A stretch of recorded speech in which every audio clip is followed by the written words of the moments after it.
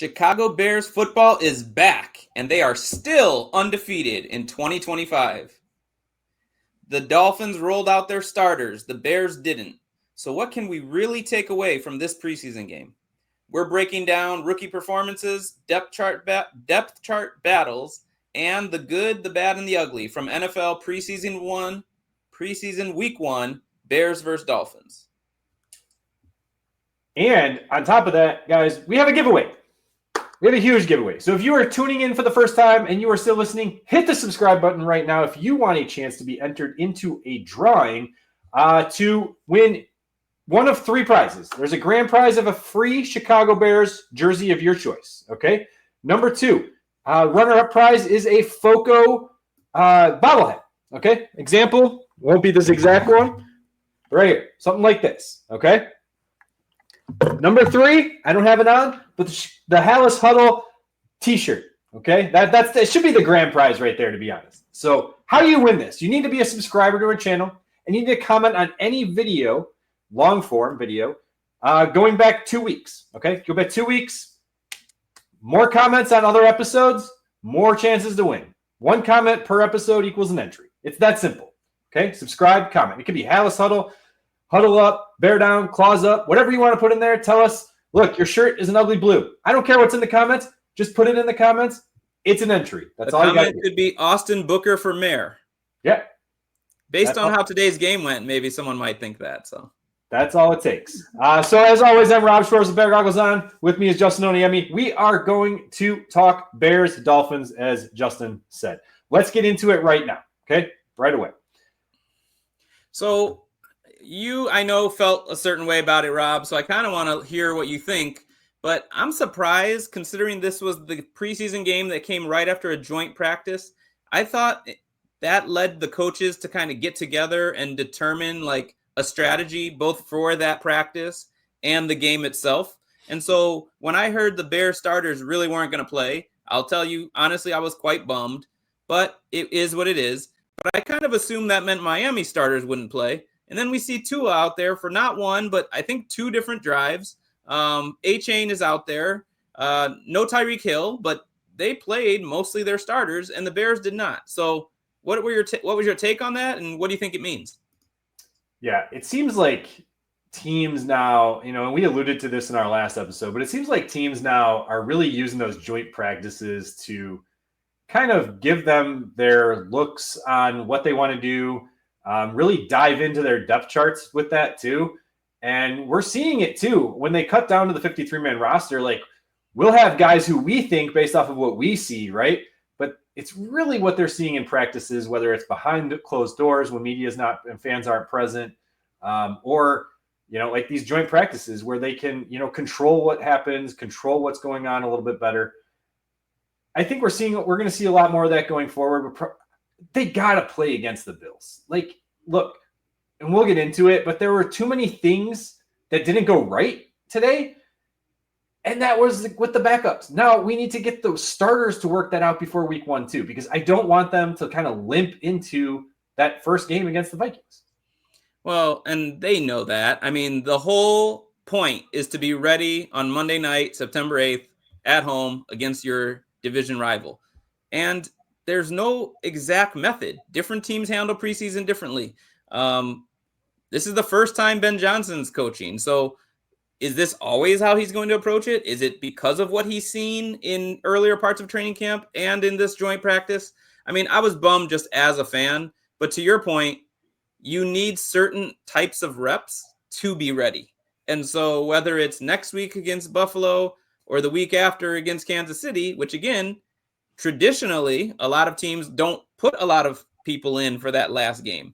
But we don't know. But they do need the reps. And so when you're talking about some of the things that went wrong, we know that both offensively and as an entire team, that details matter. Pre-snap procedures is a point of emphasis.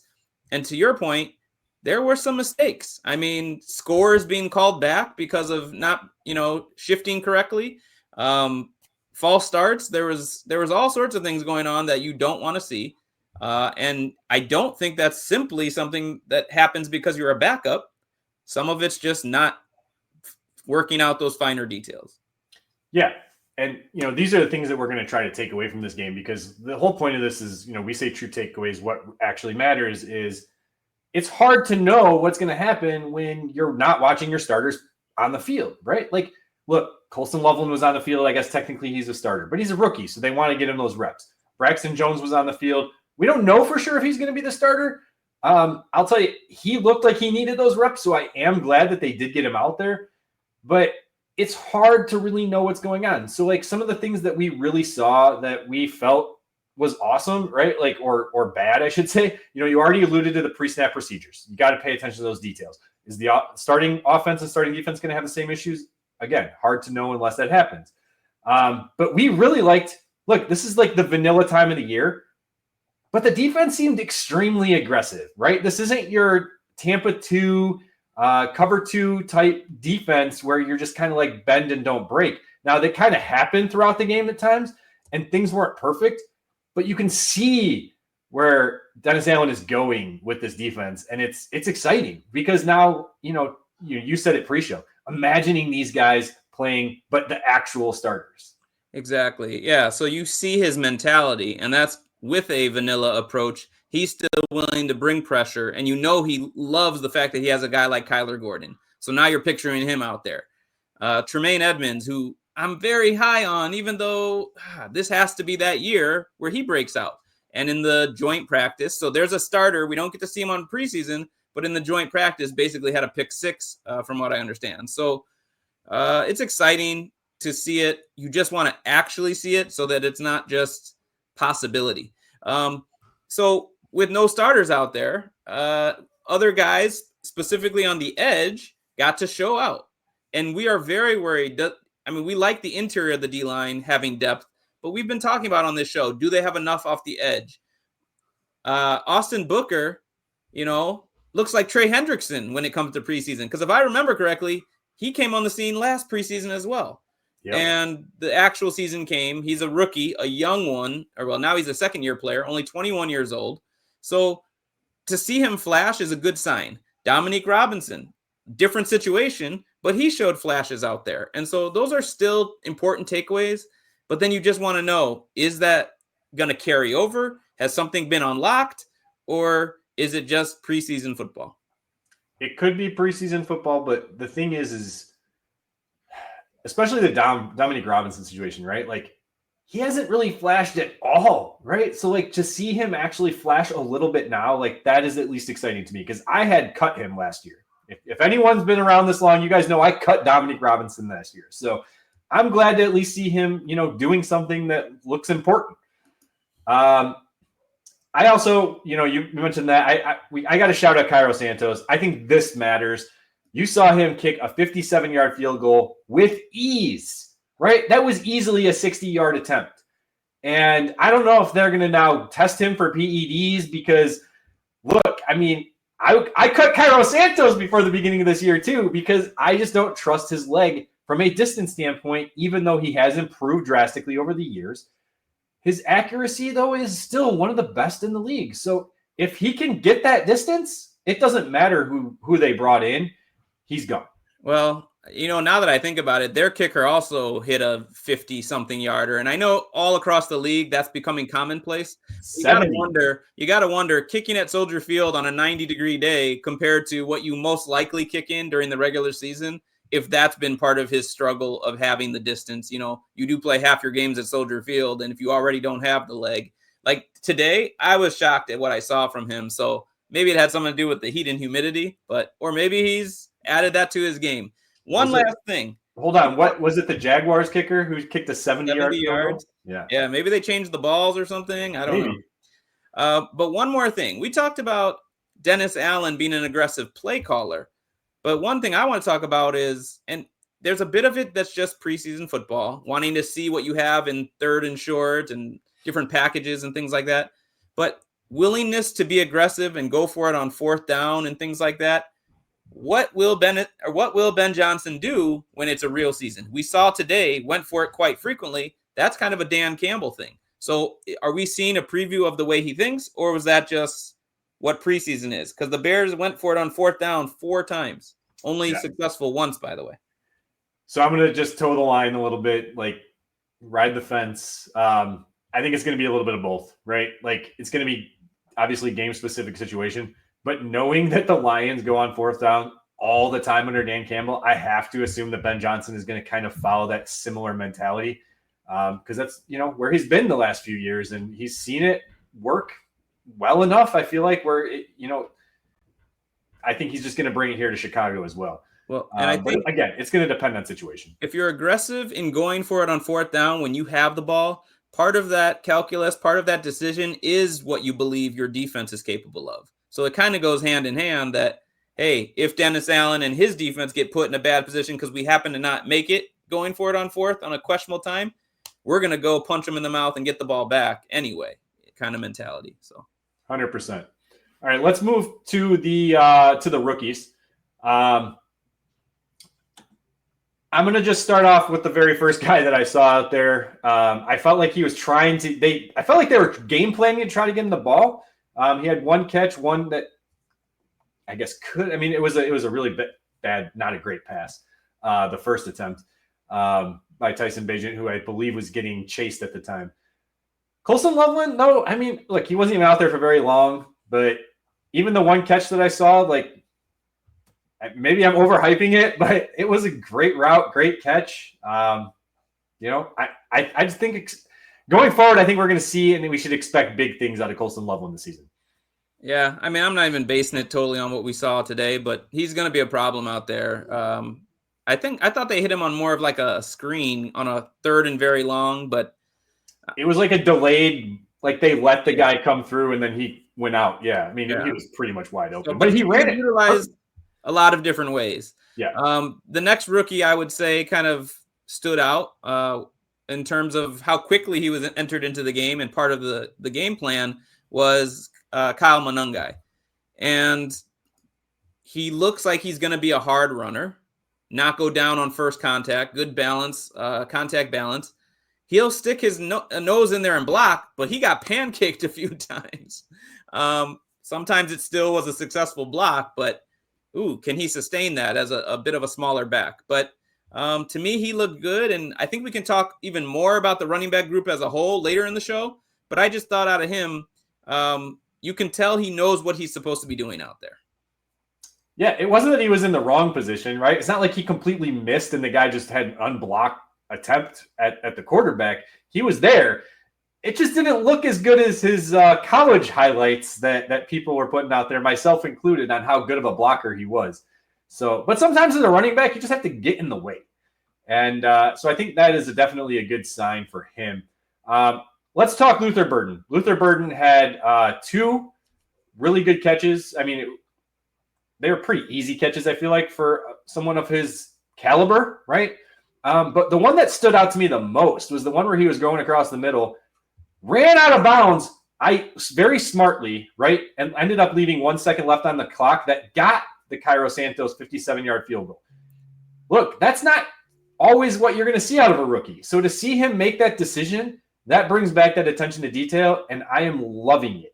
Loving it from a guy who I think is going to be a great yak monster in this league. Well, and his other catch was on a third down. And so you want to see guys that when it matters on a big play, when you need a play, they can convert. And both of those would fall into that category because with the time being what it was, their choice was either basically throw a Hail Mary or do what they did, which was hit a crossing pattern, get out of bounds just in time. And he literally did that. The broadcast made it look like it was 0, and it was kind of like maybe as a bad play in a sense, but it was pretty close. But then you could definitely tell on the stadium clock, there was clearly time on the clock when he did it. So yeah, a heads up play. Now, I don't know. I think I need to toss this one out because you would have glossed right over it. But what about number 47, Ruben Hippolyte? He, we know, was drafted in the 4th round, and perhaps that was a little high, but they like his athleticism, his speed. And I thought it was on display today, both in good ways and sometimes maybe bad, almost like overrunning lanes and things like that. Now he's going to be in a position battle, it looks like, and he might be on the wrong side of it, not only from today's game, but even entering into today's game. But what do you think of Hippolyte, Rob? Unbiased opinion. It's funny that you described it that way because and I don't know if you recall, but like after he was drafted, I went back and watched film on him, and that's exactly my issue with him. Is yes, he has great speed. Yes, he can come down and make some nice tackles, but a lot of times he gets out of position because he over pursues, or especially in the passing game, he catches himself out of position as well. And look, there was a great play that he made it in the backfield in the red zone. However, the play before that, and I got to go back and watch it, but I'm pretty sure he's the main reason on why they gained like 30 some yards and got into the red zone to begin with, because you see the corner kind of take the receiver who went to the out, kind of like a little, I think he was to the flat, and Hippolyte kind of bites a little bit, and then you see him try to turn and catch back, and I can't remember, I think it was a tight end who ended up taking the catch. Again, I have to go back and watch it, but when I first saw it, I was like, yeah, that's on him. So we'll see if I agree with it, and maybe I'll talk about it on the next episode. Yeah, sounds good. But he's out there, he's putting his nose into plays. But we'll talk about him again in position battles. Last one. I'm surprised how much I didn't notice him, but it's Ozzie Trapillo. Now, when you say starters aren't going to play, now technically Braxton Jones was one of the starters that played and had mixed reviews, I would say, on his performance. But Ozzie Trapillo came in later. I happened to notice him on one particular play, and I didn't think he looked that great, but it didn't lead to anything bad happening. It just looked like he had kind of awkward footwork. But he is a massive human. You can definitely see that out there. And so that'll be an interesting thing to find out come week 1 of the regular season. Is he a starter as a rookie, or will it be the veteran coming off an injury, Braxton Jones? What do you think of what you saw? I'll be honest, the way that Braxton Jones played, he looks like a guy who missed most of camp. And that's exactly what happened, right? I mean, he missed all of OTAs. He's coming off of an ankle injury. He looked a little bit slow at times, a little bit caught off guard. I know we were talking in the chat, and there was the one play. In fact, it was on the touchdown where like he kind of just let the guy get the inside and just kind of try to like one-armed him, and it was real awkward. And had the ball not gotten out fast from Tyson Bagent, it probably would have been a sack. And who knows, is that going to be Caleb Williams? Because one of the complaints about Williams is he doesn't always get the ball out as quickly. So that could have been a sack had it been Williams back there. I don't know. I am hoping to see Trapillo start against Buffalo because I want to see him play against hopefully a little bit better competition. To your point, there's a few times I zeroed in on him. Nothing really stood out too negative, but nothing really stood out too great either. To me, it feels like exactly what I kind of thought when I was watching his college film is if he gets you locked in, he's got the strength and he's got the anchor to just hold you back. But if a guy gets to him too quickly, sometimes it takes him a bit to recover. And not that anything bad came out of it. I'm just worried that against better competition, it might. Yeah, that's true. Now, you just mentioned a touchdown pass from Bagent that was in the back of the end zone, thrown high enough where only his guy could get it, barely get his feet in.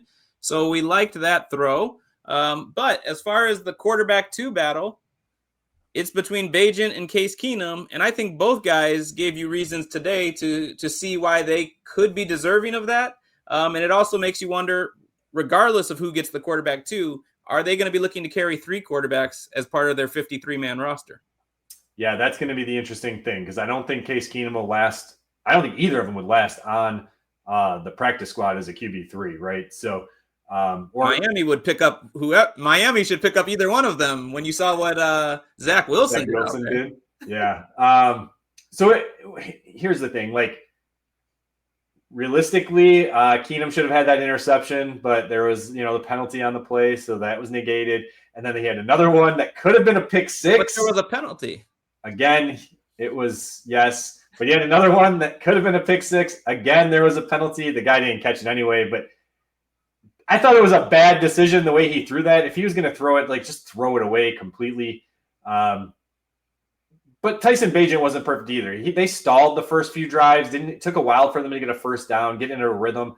But both of them, like they found guys, found creases.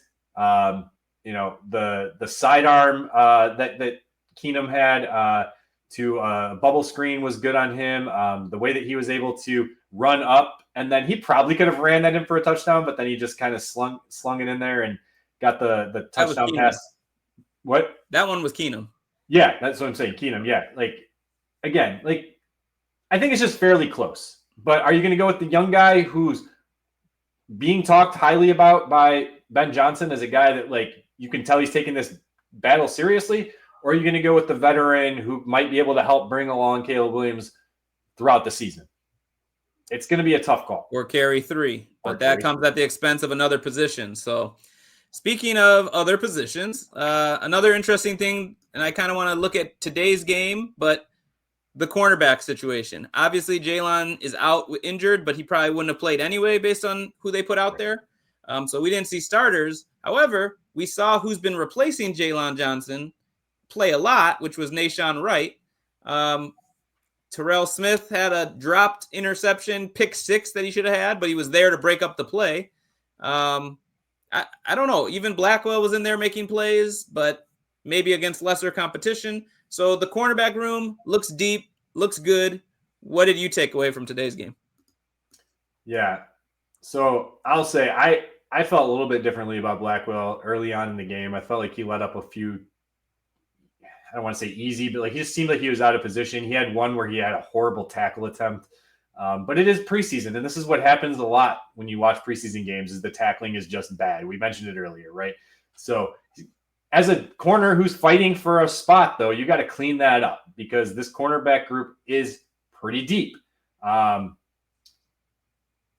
Wright looked good, man. He looked so good, and it's crazy because he's not he's a veteran. He's never played consistently in this league from a starting standpoint, but he does have history with Al Harris, who's the DB coach. And outside of the 4th and 3, where he just gave up too much ground on that play, and it's kind of look, it's 4th and 3, you got to stick that spot, right? Outside of that one play, I felt like he played really well.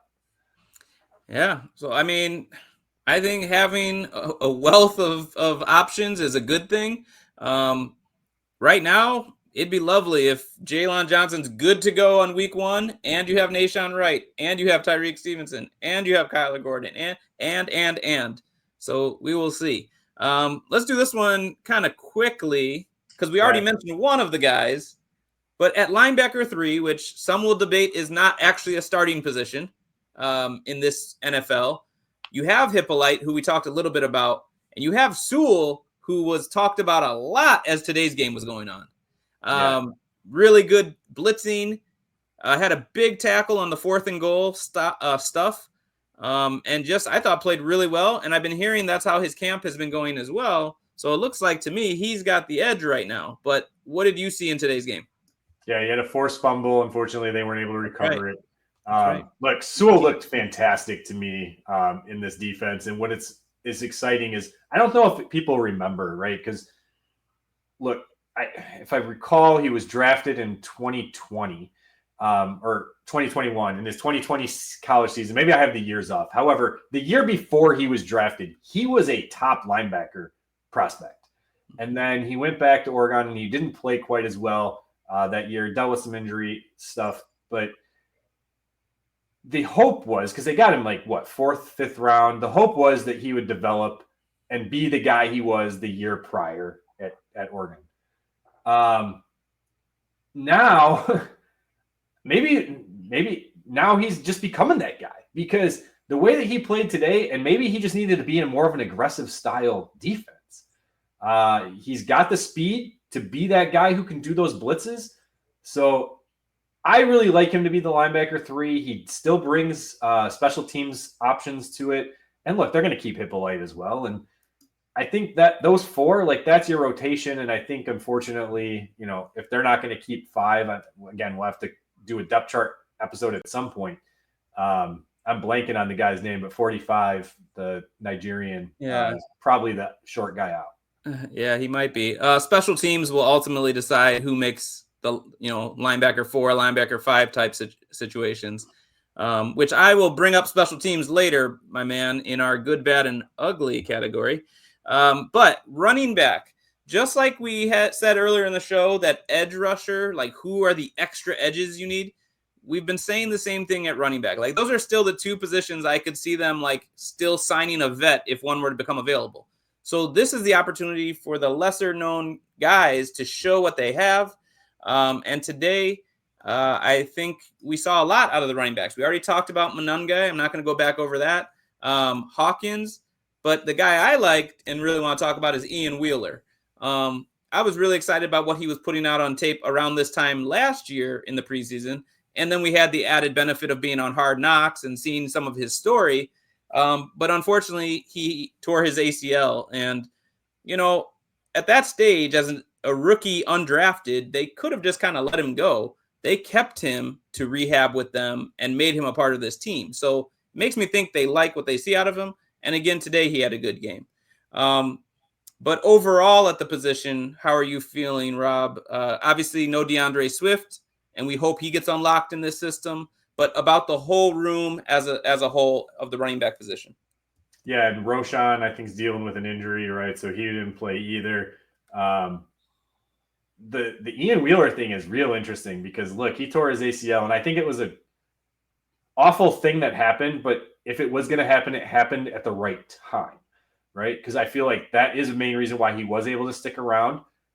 He still looks fast, man. He looks fast. That touchdown run that got called back, the runs leading up to that touchdown run that got called back, Caught he one out looks of the good. backfield. I honestly, to me, man, I hope he makes the 53. Like, give me him over Travis Homer. Like, Travis Homer is nothing to me in this league, and I know, like, he's a veteran. He probably knows where to be and where to block. Give me the guy who can, like, take the ball and go the distance. That's what I want there. And then what did they just also brought in? What's his face who used to play with Ben Johnson? I'm blanking on the guy's name now. Jamal Williams, right? So like, is he going to be sign him, but for a workout? Yeah, is he going to end up being a sign? Is he going to end up being a camp body? Is he going to end up getting a chance? Who knows? But I think they're fine. And I really do hope, like, for your sake and my sake, I hope Wheeler sticks around. All right. Well, now let's just wrap up, kind of a little bit of a rapid fire. Some of it, if we mentioned it already in the show, we'll just kind of gloss over. And if there's something that's new, we might say a little tidbit here. But in this game alone, some of the good, the bad, and the ugly. Let's start with the good. What do you got, Rob? Yeah, so we already talked about this guy, but Noah Sewell is definitely on my good list. Cairo Santos, definitely on my good list. Austin Booker, 3 sacks, sack fumble. Like, I mean, yeah, he's definitely on the strip fumble. I'm sorry. Definitely on the good list. Dominic Robinson. Yeah, for me. Who do you want to throw in there? All right, I'll throw in, like we just said, Ian Wheeler. I like the catch he had out of the backfield, the touchdown that got called back. Luther Burden was mentioned earlier, making good plays when given the opportunity. I would just say overall, the aggression of the defense. And we didn't say this, so I'll mention it now, but the Ben Johnson offense, everyone thinks of the trick plays and thinks of high volume passing, but they like to run the ball, which opens up play action passing. And we saw it already in the preseason. So I liked that. That was good. Unfortunately, the rest of this segment is bad and ugly. So what do you got for bad, Rob? Yeah, so the pre-snap procedure penalties. I mean, that stuff, it's got to get cleaned up. Now, I mean, this is the time to see it. But look, this is what Ben Johnson, like, he's constantly harping on these guys. And to see the amount of penalties that they got today in that fashion was a little bit frustrating. But you're also, I will give them a little bit of the benefit of the doubt, only because you have a lot of guys coming in and out, guys who might not be playing with each other all the time. There's a lot of chaos in these games. So the hope is, look, by week 1, it's part of the good. Yeah, I mean, as I was watching the game, I definitely still felt like Miami was making more of those types of mistakes than the Bears. But at the end of the day, the Bears had 7 penalties for 41 yards. I think if you're playing winning football, that number should be lower. You never know when that could just ruin a drive and basically end your game. Last thing, you kind of mentioned this already, and a little bit of it is the fact that it's preseason, but I felt like they made a lot of missed tackles. It happens, obviously, but again, those little things can lead to big consequences if it's not cleaned up. And last but not least, the ugly. For me, go ahead. I was just going to say, shockingly, it wasn't too ugly. Nothing was that ugly, but I did not think – it's funny. We talked about Ben Johnson. We talked about Dennis Allen. New. The only carryover is Richard Hightower, and we carried over the losing mentality of the Eberflus era because I thought special teams wasn't good overall in terms of coverage. Every time we kicked off to them, they were gashing us, and nearly breaking them and starting at the 40 and 50 on a consistent basis. The only time that happened for the Bears' favor is when their kicker just made a terrible kick short of the zone. But I think with these new rules for touchbacks and things, it is going to be important how you cover on special teams. And that always is a big, a hidden part of winning culture and winning football. And I just thought it was lacking today. I don't disagree. I do think it deserves to be in the ugly category. It also felt like as great as the defense was playing, they were giving up a lot of third and fourth down conversions that they shouldn't have been. And it's like, you got to get off the field. So look, we put it in the ugly category. I think it gets cleaned up. I also feel like if it was the starters, it's a different situation. So it's hard to actually derive like where they're actually going to be at for the season in that situation. But and to your point, it wasn't like obvious ugly. We're getting a little nitpicky to find the ugly. Yes. Although it ended in a tie as we opened the show saying, I actually don't know if we know if we mentioned it, 24-24 tie, but a little flashback of like, I almost wanted to put Tyreek in for the last play, just be like, clean up your 5-second play. And they almost started to do the laterals and looking like it could work. And so that would have been ugly if you ended up losing on that. But all is well, 24-24 tie. So we'll take it. Undefeated in 2025. Undefeated. All right. Well, that is all we got. Again, if you guys want a chance to win, it's our path to 1,500 subscribers. So between now and until the time we get to 1,500 subscribers, all you got to do is make a comment. That comment on the long form video is going to get you an entry into that drawing. Every comment on every video, one per video, entry. Boom, boom, boom, boom. More videos, more entry opportunities. Okay. We're getting to that point now where we're going to be hopefully getting 2 to 3 of these out a week. So more opportunities for you to enter. Share this with your friends. Share this with your family. Share this with your neighbors. Your grandmas, as we like to say. And let's get this thing to 1,500 subscribers as soon as possible. We got about 200 more to go. Until then, look, that's all I got. That's all she wrote. I forgot to change the slide. Bear down, claws up. Ready, break!